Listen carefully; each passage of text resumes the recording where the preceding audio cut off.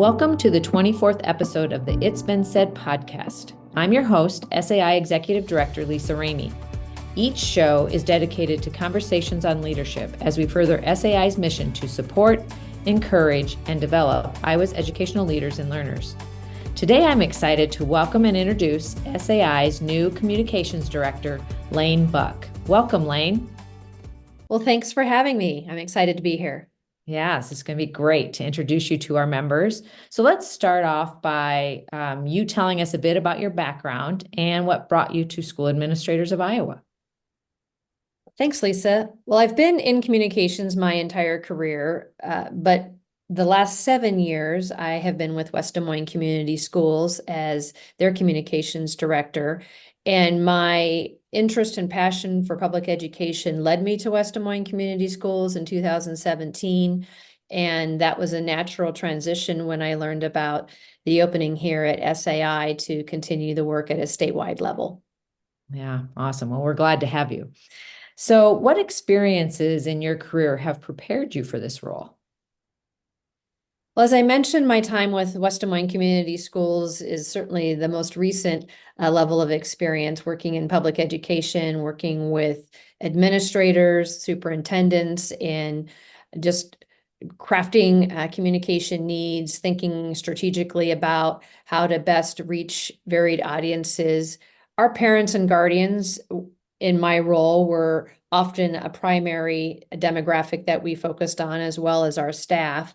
But just thinking through how those demographics are unique and how we may talk to them differently has really helped develop my abilities to work with principals and thinking about strategies for when they are wanting to reach out and share news to their stakeholders.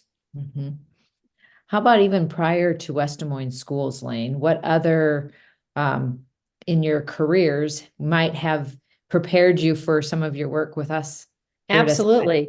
Well, I didn't mention initially, but right out of college, I actually worked for the West Des Moines School District in the same department that I ended up overseeing. So I had an interest early on in public education, as well as just learning how to leverage technology with websites, as well as the written word to get out information. And then I transitioned and worked for several years at a web development company, which helped me, I think, even expand my knowledge and experience on how to think differently and how we communicate to our audiences. So it's not just in written word, it can be on social media, it can be podcasts like we're doing right now, videos, and thinking about the demographics, the age of the people that we're reaching out to and how to best connect with them. And so throughout my decades of experience, I've really been intentional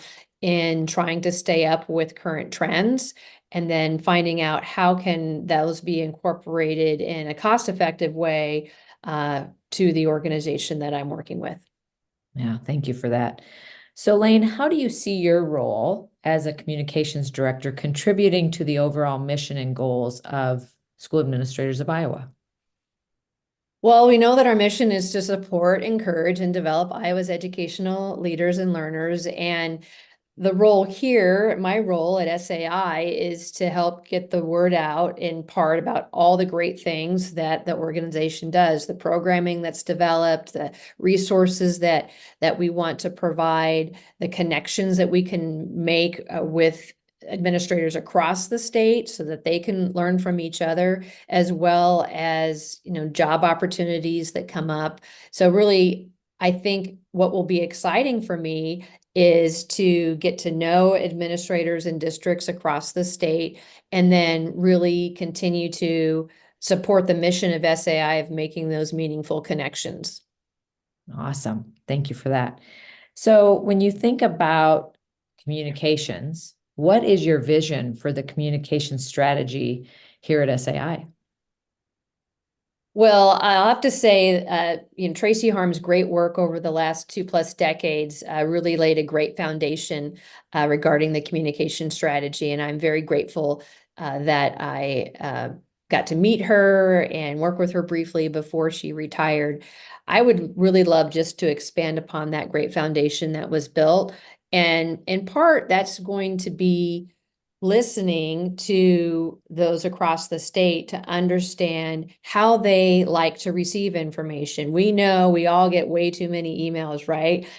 Things get buried in an inbox. And so how can we share the valuable information that SAA provides in a variety of ways that is easily digestible, quick nuggets of information, podcasts, videos, links to things through social media, et cetera. So administrators get what they need, but they get it both in a timely manner and the manner that they might best consume the information. And so that's really the strategy that I'd like to build out over the coming year. And that's an actual great segue to my next question. So, how do you plan then to engage with SAI members and ensure that their voices are heard? A variety of ways. Certainly would love to have some meaningful one-on-one connections and conversations. I also believe that we as an organization will be sending out a survey or some way that we can gather a volume of data that will, and in part, we'll be asking questions that will help me understand those answers that are needed. So the strategies that I'm making on how to communicate will be really thoughtful and based off of feedback that we receive. When it comes to specific feedback or voices that need to be heard, I really encourage the direct communication. I welcome a phone call or an email, and would like to get to know the administrators across the state of Iowa. Yeah. Our rep council and exec committee will be some people that will be able to be helpful there too. So absolutely. I look forward to meeting them soon and listening to their feedback as well. That will be very helpful to me. yeah, for sure. What strategies do you plan to use that would keep our members informed and connected?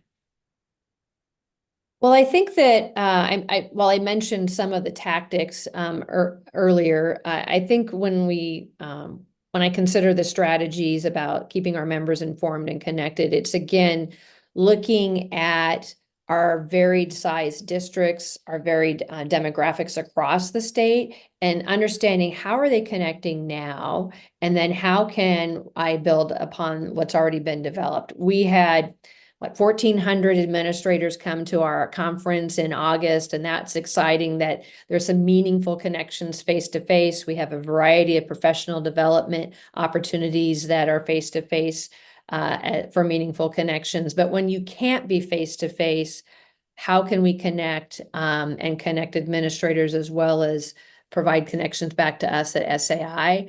And I really think that I'll probably be doing a lot of listening and learning in the coming months to understand, again, how to build on what's already been there, but what new things or what new ways might be best leveraged to strengthen those connections. So more to come. Yeah, perfect. So as you know, social media is a powerful tool in today's world, and social media just continues to expand, the definition of that. How do you plan to leverage social media to benefit SAI? I think this is a real opportunity. I know that some administrators shy away from social media for lots of reasons. It can certainly be a rabbit hole in one way, but also, there's this delicate balance of having your private life and your public life as an administrator, and how does that all work? But I think that social media provides an opportunity to tell stories, and telling stories visually as well as just anecdotally and making those connections can be very powerful, whether it's through Facebook or Instagram or X, or even, who knows what might be next. I have not delved into some social media platforms in my previous roles because we were always very intentional about what's the purpose, what's the audience, and what are the best practices for each. I will say that my hope is to create some meaningful connections through social media. whether it be building out SAI's presence on some of those platforms, but also even creating maybe some groups. Facebook is a perfect example that may have a group setting that is more private and provides ways that individuals can post questions and get feedback. And again, most people who have social media platforms have them on their phone, which makes it another easy way to click in and get some information or post some information quickly. I'll be sharing in the future to SAI members tools that might be helpful in their role as they consider social media themselves regarding their school districts. Social Pilot is one tool that is an easy way for teachers, administrators to post social content, even if they don't happen to have a social media account themselves. So I look forward to building out our social media presence, but also sharing some tactics that districts can use when they're considering social media for their school or for their school district. Yeah, I love that. I think that would be really welcomed from members as well. And then I love what you said about, possibly using Facebook. We've had a conversation about should we have some platform where administrators could pose questions and get, a kind of a dialogue going or answers easily from others around the state, and hadn't thought about Facebook, actually. I don't know why we didn't, but love that thought, and we'll have to have more conversation around that, Laine. So what do you see, coming into this role new? What do you see as possibly some of the biggest challenges? And then if you've been able to identify any yet, it's only day 4 for you. What would you do to address those? I think of this challenge as actually an opportunity in that I am very grateful that I did have 7 years with West Des Moines Community Schools. It's one of the larger school districts in the state. I had a wonderful set of resources and a team that I worked with. And that provided me one lens as a communications professional in public education. But I know that there are districts across the state that are geographically different in size, different in needs. And I really look forward to learning about what those differences are, and then how can I help provide some resources based on what I learn. I'm also a member of the Iowa School Public Relations Association and have had the pleasure of getting to know communication professionals across the state of Iowa. They've certainly helped me learn about the differences to a degree, but in this new role, I think it'll be even more critical that I get to know personally the varied needs across the state, and then how can I step in and start to provide some additional resources that when there are gaps. Awesome. So, Laine, what motivates you in your work? And then what are you passionate about? Well, as I said, when I first started out of college, I happened to get my very first job with West Des Moines Community Schools. And so I learned early on that I was very passionate about public education. I personally was in public education as a student through junior high. And then I was in a private high school for high school. And I appreciated that experience. I certainly understand that for families, they need to make decisions that are best for their families at the time. But I sent all 3 of my girls through West Des Moines Community Schools and really value the role that public education plays in the lives of students and families. And so being able to have my career linked to that is even more fulfilling. Beyond that, I certainly have lots of other passions and things that I enjoy. I'm a runner. I really enjoy connecting and just spending time with family and friends. We just put in a pickleball court. So that's been our latest thing that we're pretty passionate about. But I enjoy life for sure, and just enjoy being active and connecting with family and friends outside of the work that I do here. Yeah, very good. So share a personal anecdote or an experience that has helped shape your approach to communications. I think I knew this years ago, but certainly when 2020 hit and we all experienced the crisis of COVID, the need to provide timely, clear, concise communication was even more evident. And what I am grateful that we were able to do across the state, because it certainly wasn't just in our district, I saw it all across the state of Iowa, was in our best way provide a calming presence that when staff and students and families were frightened, when they were angry, when whatever that emotion was, that our goal was to do the best we could to be that calming communication presence. And so you don't have to be in crisis to have that be a priority for sure. I think that I've learned over the years too, that regardless of your demographic that you're talking to, if you can just be clear and succinct and straightforward, we're all very busy, and so providing communication that gets the information to that audience quickly and clearly is really important. And then honestly, just thinking about, I'm sure no one's ever heard this, but thinking about, you need to send out information more than once. If it's important information, it probably needs to go out in a variety of ways over a variety of times. So when your parent calls up and says, I didn't get that email, well, it's probably because it's buried in all of the other emails that they get from their work, or there's all the other school emails that go out. So having some patience with that and understanding, hey, you might need to post something to social media, and you might need to send a text, and you might need to send an email, and that's okay. It's better to get that important information out in a variety of ways than only sending it once and then potentially having frustrated stakeholder groups, whether it's staff or parents or guardians. Yeah, yeah, yeah. So true. You're bringing back memories for me.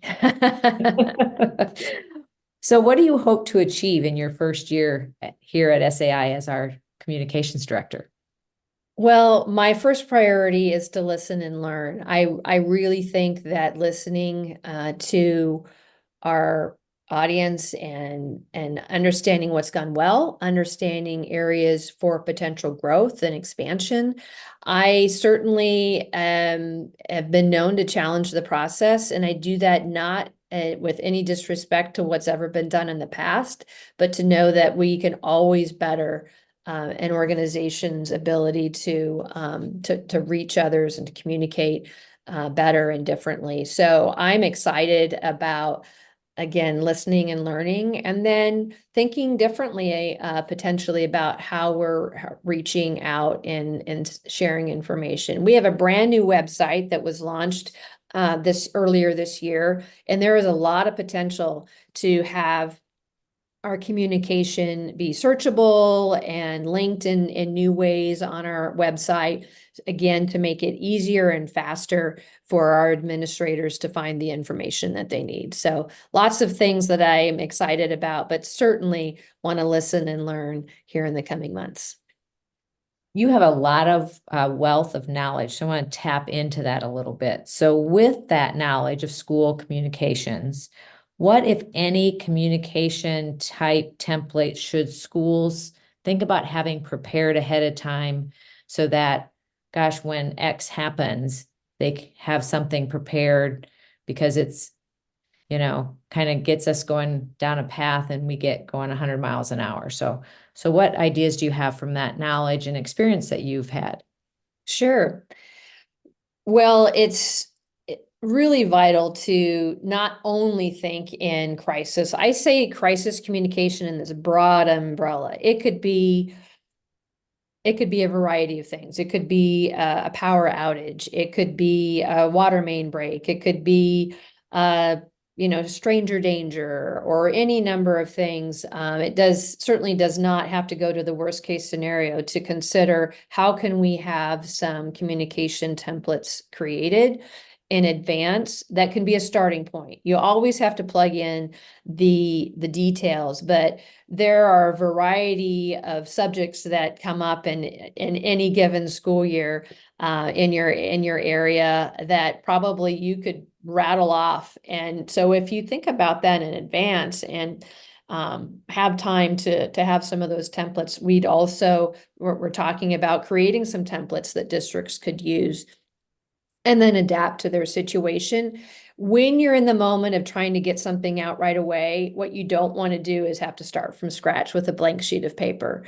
So certainly crisis is kind of that general umbrella of how can you have some templates created, but also if you could plan in advance the rhythm that you'd like to communicate to your families and I recommend an electronic newsletter, not an email, but something that can again have some visuals and some links to, more information on your website. We used SMORE in West Des Moines Community Schools, but there's a variety of things out there. But if you consider having something that you could easily set up once and then make a copy for next week's communication or whatever that frequency is, it will help save you time as well, whether it's that electronic newsletter or if you do regular videos. Every district is different, but thinking about being proactive, because every day is going to look different, as you know, and you're not necessarily going to have that time to sit down from scratch. Those are all very helpful things. And I look forward to hopefully building out some of those options that districts might be able to leverage. That's great. So how about any tips for our listeners regarding best practices related to communication with their school communities? Talked about this a little bit earlier, but being clear and concise. One of the things I learned coming into public education after having been away from it for so long, I'd worked on the corporate sector for a lot of years, is we have a lot of acronyms. We could probably have like a whole little separate booklet about acronyms that we love to use. And when we're talking to each other, PLCs and MTSS and all of those other terms are just, hey, we know what they mean, but families don't, and board members don't.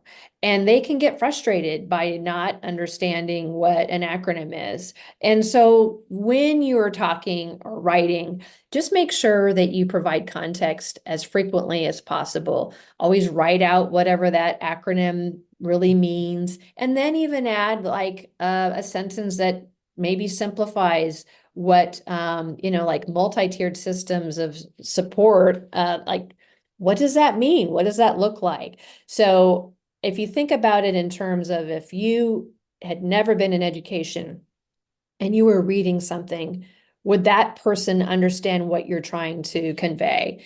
And so just getting into that practice is helpful. And it honestly, even with staff members, even though they know all of the terms, doesn't necessarily mean that that you have to use. I would recommend that you also consider that concise piece for your staff, because they're also busy with lots of things.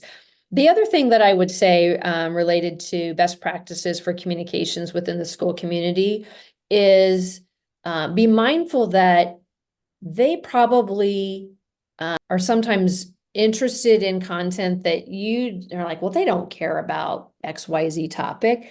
Well, sometimes they are. So being transparent on topics and finding ways to communicate us in simple ways about complex topics like budget.